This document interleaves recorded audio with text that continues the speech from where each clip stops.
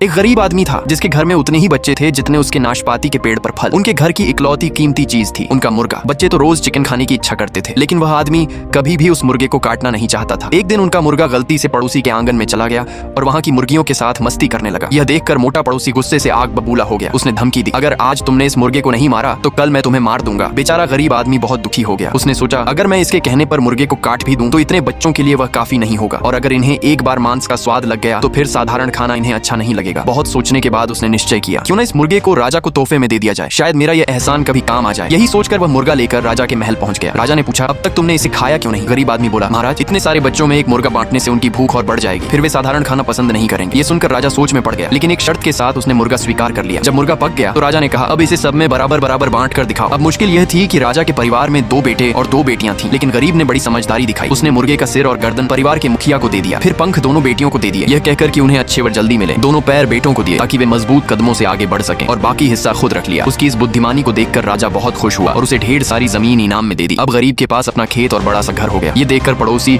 अमीर आदमी को जलन होने लगी। उसने सोचा, मेरे पास तो 5 मुर्गे हैं, अगर मैं उन्हें राजा को दे दूं तो मुझे तो और भी बड़ा इनाम मिलेगा। वह तुरंत 5 मुर्गे लेकर राजा के पास पहुंच गया, लेकिन राजा इस बार खुश नहीं हुआ। उसने कहा, तुम्हें दोपहर तक रुकना होगा। अगर तुम इन 5 मुर्गों को हम 6 लोगों में बराबर बांट दोगे तो तुम्हें बड़ा इनाम मिलेगा, वरना 50 कोड़े पड़ेंगे। दोपहर में मुर्गे पक गए और उसे बांटने को कहा गया। अमीर आदमी ने कई बार कोशिश की, लेकिन वह बराबर हिस्सा नहीं कर सका। राजा ने गुस्से में उसे सजा देने का आदेश दे दिया। फिर राजा ने उसी गरीब आदमी को बुलाया और कहा, अब तुम बांट कर दिखाओ। गरीब भी कुछ देर के लिए उलझ गया, लेकिन फिर उसने समझदारी से कहा, महाराज, इसे हमें 3-3 के समूह में बांटना चाहिए। उसने एक मुर्गा राजा, रानी और खुद के लिए रखा, दूसरा मुर्गा दोनों बेटों और एक बेटी को दिया, तीसरा मुर्गा बाकी बेटी और अन्य लोगों में बांट दिया, और इसी तरह उसने सभी मुर्गों को बराबरी और समझदारी से बांट दिया। राजा उसकी बुद्धिमानी से बहुत प्रभावित हुआ और उसे फिर से बड़ा इनाम दिया। समझदारी और बुद्धिमानी ताकत या लालच से कहीं ज्यादा बड़ी होती है।